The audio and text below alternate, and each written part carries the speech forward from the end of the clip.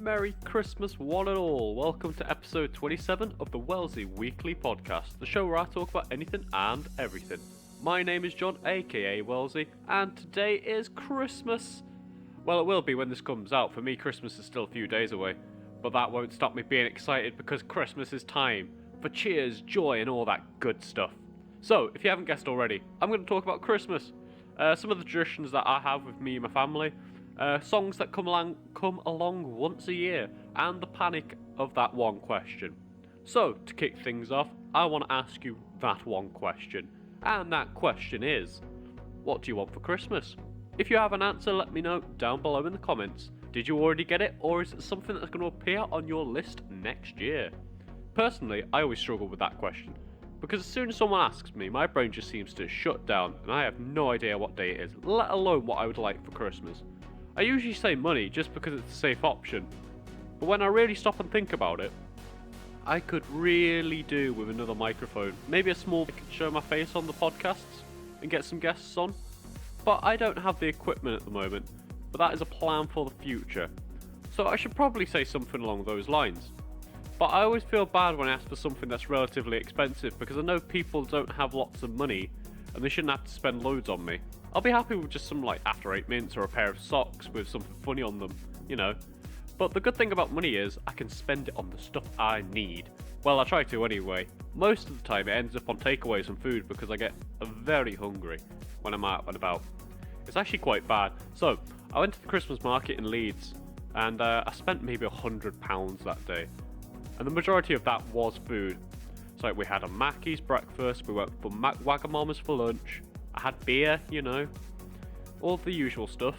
Although I did go to Primark at some point and bought myself a new bomber jacket, because I've been needing one for about 6 months now, and I refuse to buy one because, one, I don't like clothes shopping, and I never go out my way to buy stuff that I need.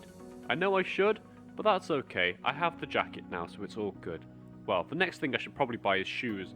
But like I said, I've been needing new shoes for about 6 months. So eventually I'll get there. Now, that's just some stuff that I need. Stuff that I'd want, it's hard to think about really.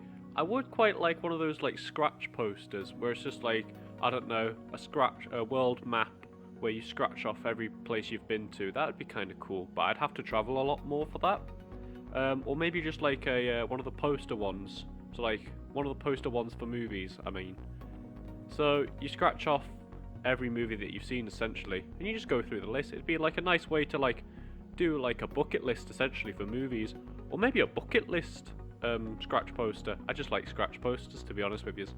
I just find it really satisfying to just like scratch that kind of stuff off. This is why I don't do the lottery very often, because I know I'll just get addicted to just like scratch cards.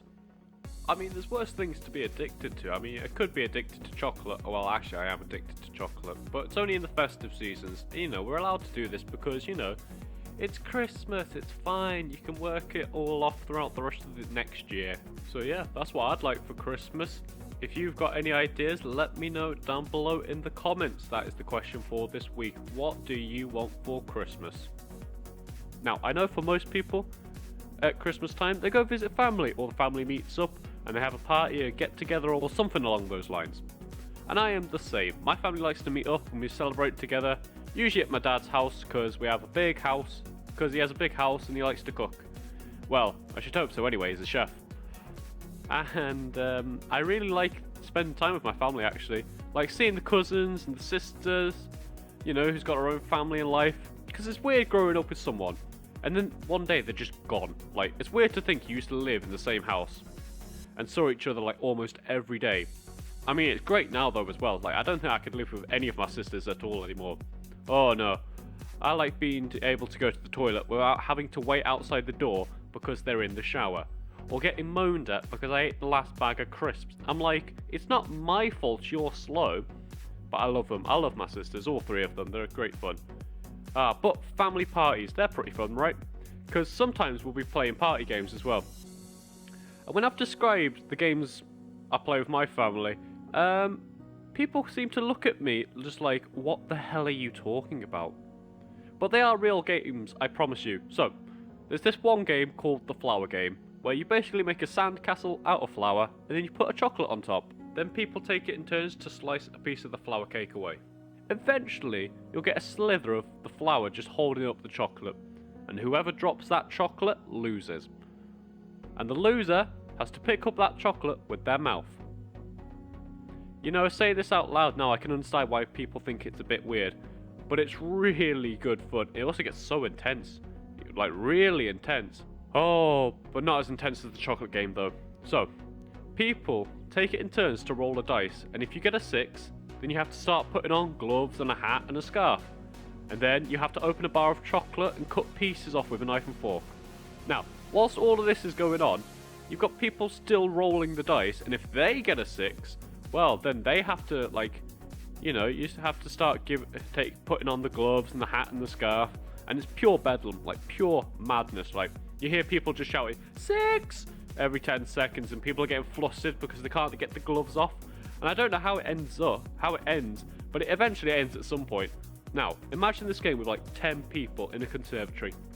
It's absolutely crazy. Like, it's one of the best things ever. If you've never played this game, do it. I promise you, you won't regret it. It's so fun. And then you've got the classic games like Pictionary, charades, and all that kind of stuff, and that's also good fun as well. I remember there was this one year, I think it was maybe at New Year's actually, but still, it was a family get-together. And we were playing like, guess the Pictionary, that's it. And I had Jungle Book. And for the life of me, I could not draw a book. I could not draw a book.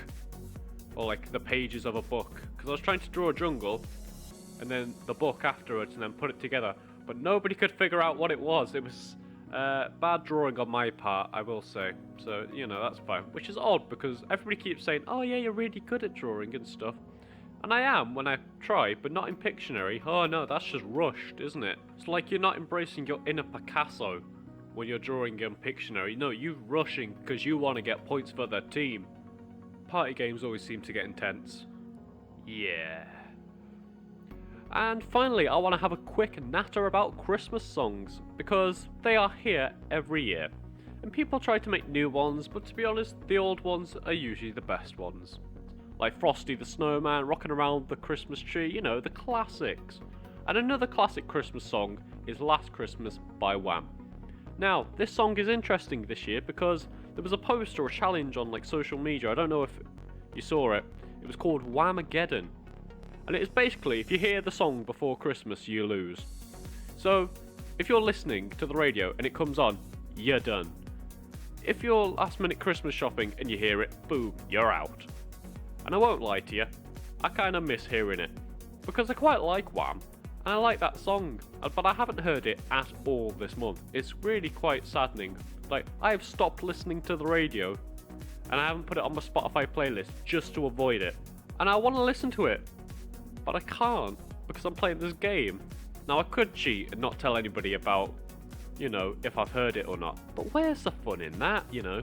Also, I would know if that I've cheated, and it wouldn't feel very good, would it? You know, but I will prevail. I have lasted 15 days at the moment, and I plan to keep that going until Christmas Day, when I'm blasting it out of a Bluetooth speaker. Ooh, that's what else I need as well, actually, thinking about it. A Bluetooth speaker for the shower, because, you know, I always put my phone in the bathroom when I'm getting a shower, and there's always a chance of the moisture getting in it, but a Bluetooth speaker in the shower would be really helpful, especially when I'm singing. It'd be great. Anywho, I think that's about it for today's podcast. I'll remind you that the question for this week is, what do you want for Christmas? Let me know down below in the comments. But thank you for listening, ladies and gentlemen. I hope you have a very Merry Christmas, filled with pigs and blankets and chocolate goodies. And as always, enjoy a cuppa.